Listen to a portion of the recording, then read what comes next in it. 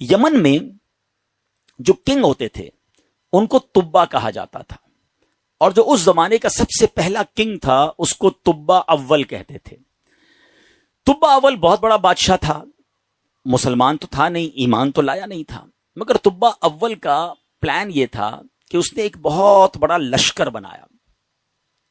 اچھا، اس لشکر میں اس نے پلان یہ کیا کہ اس کے پاس 1,13,000 پیدل چلنے والے تھے اور 1,30,000 کے قریب گھوڑا چلانے والے، گھڑ سوار، ہارس رائڈر۔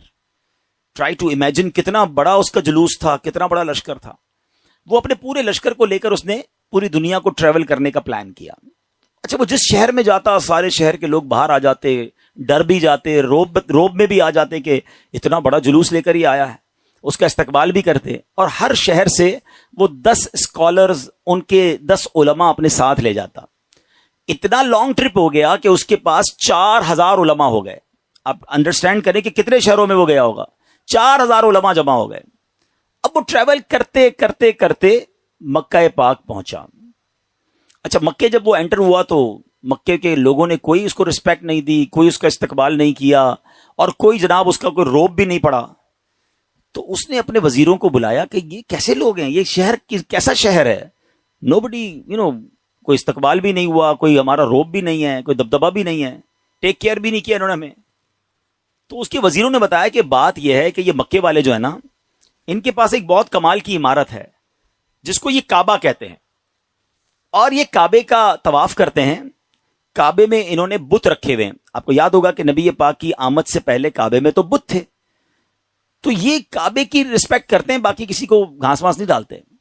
تو بڑا کرو فر والا کنگ تھا، اتنا بڑا لشکر تھا، اس نے کہتا اچھا ایسی بات ہے تو میں کعبے کو ہی گرا دیتا ہوں، کعبہ ہی ڈیمولش ہو جائے گا تو یہ کس کا طواف کریں گے، پھر یہ سب میرے پاس آ جائیں گے۔ تو اس نے ابھی پلاننگ کی، صرف سوچا، رات اس کے سر میں سیویئر پین شروع ہو گیا، خطرناک قسم کا درد سر۔ اس کی آنکھوں سے، اس کے کان سے اور اس کے ناک سے پانی نکلنے لگا، اور وہ اتنا بدبودار پانی تھا کہ کوئی قریب بھی نہ بیٹھ سکے، اتنا پریشان۔ اچھا، لشکر میں ڈاکٹر بھی تھے، ڈاکٹر بلائے گئے، طبیب آئے، بڑے بڑے علاج کیے، کوئی فرق نہ پڑے، 2-3 دن نکل گئے، تکلیف ختم ہی نہ ہو۔ تو ایک جو ڈاکٹر تھا، جو سب سے بڑا ڈاکٹر تھا، اس نے کہا دیکھیں یہ معاملہ جو ہے نا، مجھے آپ کی بیماری کا نہیں لگ رہا، یہ کوئی آسمانی معاملہ ہے، آپ کسی عالم سے پوچھئے۔ تو انہوں نے اپنے لشکر میں جو سب سے بڑے عالم تھے ان کو بلایا کہ آپ چیک کریں معاملہ کیا ہے۔ تو انہوں نے کہا یہ بتاؤ کہ تم نے کوئی غلط خیال تو نہیں کیا اس شہر کے بارے میں، یہاں کے رہنے والوں کے بارے میں؟ اس نے کہا ہاں، میں نے تو پلان کیا تھا کہ کعبہ گرا دوں گا، یہاں کے مردوں کو قتل کر دوں گا، عورتوں اور بچوں کو قیدی بنا لوں گا۔ تو ان عالم دین نے کہا کہ نہیں، تم نے غلط کیا، تمہیں نہیں پتا کہ یہ کعبہ کیا ہے، اس کا مالک وہ خالق ہے، وہ مالک ہے کہ اگر اس کے بارے میں، کعبے کے بارے میں نیگیٹو سوچو گے تو برباد ہو جاؤ گے، فوراً توبہ کر لو ورنہ تم خود ہی برباد ہو جاؤ گے۔ کہا اچھا ایسی بات ہے۔ تبا نے توبہ کر لی، جیسے ہی توبہ کی تو اس کا سارا درد ختم ہو گیا، وہ فریش ہو گیا، اس کی طبیعت ٹھیک ہو گئی۔ تو اب اس نے دین ابراہیمی اختیار کر لیا، اللہ پر ایمان لایا، اور اس زمانے میں حضرت ابراہیم کا دین چل رہا تھا، ابھی نبی پاک تو آئے نہیں تھے، اس نے دین ابراہیمی ایکسیپٹ کیا اور اس نے اللہ پر ایمان لے آیا۔ اچھا، اب وہاں سے پھر لشکر آگے چلا، اور چلتے چلتے چلتے ایک ایسی بستی میں پہنچا جہاں کھجور کے درخت تھے، بڑی خوشگوار وادی تھی، اور وہاں انہوں نے پڑاؤ ڈالا۔ اچھا، اس لشکر میں جو علماء تھے انہوں نے اپنی کتابیں نکالی، ان کے پاس آسمانی کتابیں تھیں، وہ پڑھتے گئے اور کہنے لگے یہ تو وہی جگہ ہے جہاں ہماری کتابیں بتاتی ہیں جہاں اللہ کے آخری نبی ہجرت کر کے آئیں گے۔ یعنی اس کا مطلب وہ ڈھونڈتے ڈھونڈتے آج کے مدینے میں پہنچ گئے تھے، جس کو آج ہم مدینہ کہتے ہیں نا، یہ وہاں پہنچ گئے تھے۔ تو 400 علماء نے کہا کہ بھائی ہم تو یہ جگہ چھوڑ کے نہیں جائیں گے، پتہ نہیں کب نبی پاک آ جائیں، اب ہم نے یہیں ٹھہرنا ہے، اگر تبا رہنے دے گا تو ٹھیک ہے، بے شک ہماری بوٹی بوٹی کر دے، ہم نے یہ شہر چھوڑ کے نہیں جانا۔ اطلاع تبا کو بھی مل گئی، تبا نے بلایا علماء کو کہ کیا مسئلہ ہے؟ تو کہا دیکھیں حضرت، ہم نے اپنی کتابوں میں پڑھا ہے، ہمارا حساب کتاب بتاتا ہے کہ اللہ کے آخری نبی اسی بستی میں آئیں گے، ہم اس بستی کو چھوڑ کے نہیں جائیں گے، ہم ان کے خادم بن کر رہیں گے، ان کے امتی بنیں گے، ان پر ایمان لائیں گے۔ اچھا، تبا بھی 2-4 دن پہلے ہی یا کچھ دنوں پہلے ہی مکے کی تعظیم سمجھ چکا تھا، اللہ پر ایمان لا چکا تھا، تو اس نے کہا اچھا ایسی بات ہے تو میں بھی رک جاتا ہوں۔ اس نے کیا کیا، 400 علماء کے لیے 400 گھر بنائے، ان 400 علماء کی شادیاں کروائیں، ان کو خوب مال و دولت بھی دیا۔ 1 سال تبا خود بھی وہیں رہا، 1 سال کے بعد دیکھا کہ نبی پاک تو نہیں آئے، تو ابو طبا نے ایک کمال کا خط لکھا. سنیے گا پیارے اسلامی بھائیو, یہ دنیا کا انوکھا خط ہے کہ اس کے لیے لکھا جا رہا ہے جو ابھی دنیا میں آئے نہیں ہیں. اور کس عشق والی زبان میں طبا بادشاہ نے وہ خط لکھا. اس نے لکھا کہ اس اللہ کے نام سے شروع جو عالمین کا رب ہے. میں جناب رسول اللہ صلی اللہ علیہ وسلم کی بارگاہ میں طبا اول حمیری سلام پیش کرتا ہوں, اور میں آقا علیہ الصلوۃ والسلام کی بارگاہ میں عرض کرتا ہوں کہ حضور اگر میں نے آپ کا زمانہ پا لیا تو میں آپ کی خدمت کروں گا, آپ پر ایمان لاؤں گا, آپ کی سنت پر عمل کروں گا, جو آپ کتاب لے کر آئیں گے میں اس پر بھی عمل کروں گا. اور حضور اگر میں پھر بھی آپ کا زمانہ نہ پا سکوں تو مجھے اپنی غلامی میں قبول فرمائیے, اور قیامت کے دن میری شفاعت فرمائیے گا, مجھے بھول نہ جائیے گا. بڑا کمال کا عشق والا اس نے خط لکھا. اس خط کو اس نے سیل کیا گولڈن اسٹیمپ لگا کے. اچھا, ایک اور مکان بنایا اس نے, اور جو اس وقت کے سب سے بڑے عالم تھے ان کو وہ لیٹر بھی دیا, اور کہا جب آپ نبی پاک سے اگر آپ کی ملاقات ہو جائے نا تو میرا خط انہیں دیجیے گا, یہ مکان بھی انہیں گفٹ کر دیجیے گا, اور اگر نہ ہو تو آپ اپنے بچے کو کہیے گا, آپ کا انتقال ہونے لگے تو اس کو یہ لیٹر دیجیے گا, اس کو کہیے گا وہ اپنی اولاد کو دے, تاکہ کسی طرح یہ خط جناب آخری نبی صلی اللہ تعالی علیہ وسلم تک پہنچ جائے. یہ کیسا عشق ہے. اب ذرا سنیے گا. طبا اول حمیری کا بعد میں وہ مدینے سے آگے گیا اور جا کے اس کا انتقال ہو گیا.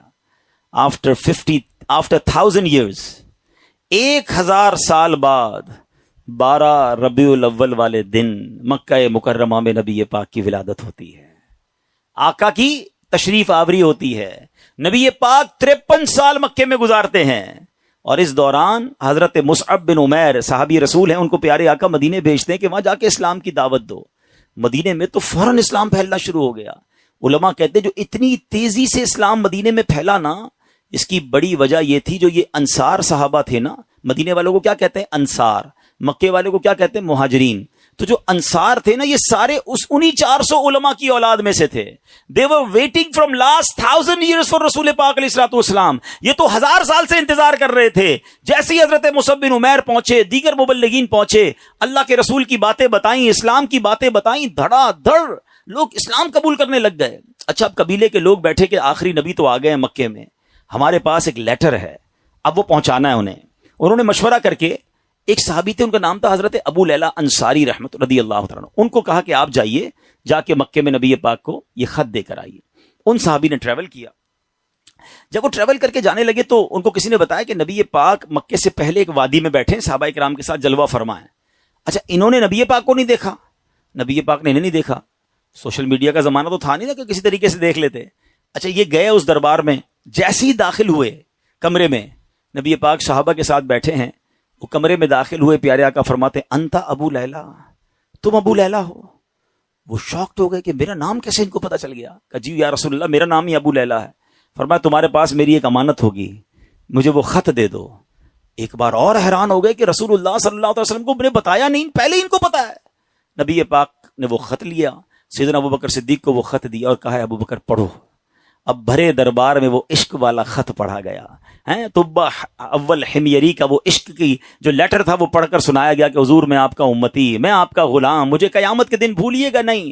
اگر آپ کا زمانہ پایا تو آپ کی خدمت کروں گا, زمانہ نہ پا سکا تو پھر بھی میں آپ کا غلام ہوں. اللہ اکبر. نبی پاک نے جب خط سنا نا تو پتہ کیا فرمایا؟ مرحباً اخ الصالح, مرحباً اخ الصالح, میرے نیک بھائی کو مرحبا ہو, نیک بھائی کو مرحبا ہو. امیر پیارے آقا علیہ الصلوۃ والسلام نے اس بادشاہ کو نیک بھائی کہہ کر پکارا. اچھا, اب ابو لیلہ انصاری تو حیران پریشان, نبی پاک پر کلمہ پڑھا, مسلمان ہوئے کہ ان کو مجھ سے پہلے پتا ہے کہ یہ میرے دل میں کیا ہے اور میں کیا لے کر آیا ہوں. واپس گئے, اپنے شہر والوں کو بتایا کہ بھائی میں تو ان سے مل کر آیا ہوں جو تو غیب کی خبریں دیتے ہیں. اچھا, بہرحال اب نبی پاک نے مکے سے مدینے سفر اختیار کیا. اچھا, مدینے والوں کو انتظار تو بڑا تھا کہ پیارے آقا مدینے آئیں گے. اچھا, نارملی 7 days کا ٹریول ہوتا تھا. اگر مکے سے کوئی اونٹوں پر یا گھوڑوں پر نکلتا تھا نا, it's take almost 7 days to travel. اب آج کل تو ہم 4 گھنٹے میں پہنچ جاتے ہیں, بڑے اچھے روڈ بن گئے. اب نبی پاک جب روانہ ہوئے تو وہ نیوز مل گئی مدینے والوں کو, لیکن آپ کو پتا ہے کہ وہ ہجرت کا سفر ایب نارمل سفر تھا, نارمل سفر نہیں تھا. بڑے پرابلمز تھے, بڑے ہرڈلز تھے. 3 دن 3 راتیں تو نبی پاک کو غار ثور میں رہنا پڑا. راستے میں مکے کے لوگ انٹرسپٹ کرنے پہنچے ہوئے تھے. تو اب مدینے والے سمجھ رہے تھے کہ 7ویں دن نبی پاک آ جائیں گے. وہ ڈیلی مدینے کے گیٹ پہ جا کے کھڑے ہو جاتے کہ نبی پاک آ جائیں گے. صبح جاتے, ویٹ کرتے, دوپہر ہوتی تو واپس آ جاتے. اگلے دن پھر صبح جا کے کھڑے ہو جاتے. روز استقبال کی تیاریاں ہیں. اچھا آپ کو معلوم ہے نبی پاک علیہ الصلوۃ والسلام کس دن مدینے میں داخل ہوئے؟ کافی دن لگے، مگر سرور کائنات صلی اللہ تعالی علیہ وسلم جس دن مدینہ منورہ میں صحابہ کے جھرمٹ میں داخل ہوئے نا، وہ دن 12 ربیع الاول کا دن تھا۔ ہاں، وہ دن بھی برتھ ڈے آف رسول پاک علیہ الصلوۃ والسلام تھا۔ سبحان اللہ، اللہ کی شان دیکھیں کہ ربیع الاول کا 12 ربیع الاول کا جو جلوس ہے، کچھ لوگوں کو کنفیوژن ہوتی ہے۔ اللہ اکبر، میرے آقا جو مدینے میں داخل ہوئے تو صحابہ بھی ہیں اور خود پیارے آقا بھی ہیں، بلکہ ایک صحابی کہتے ہیں حضور بغیر پرچم کے کیسے داخل ہوں گے؟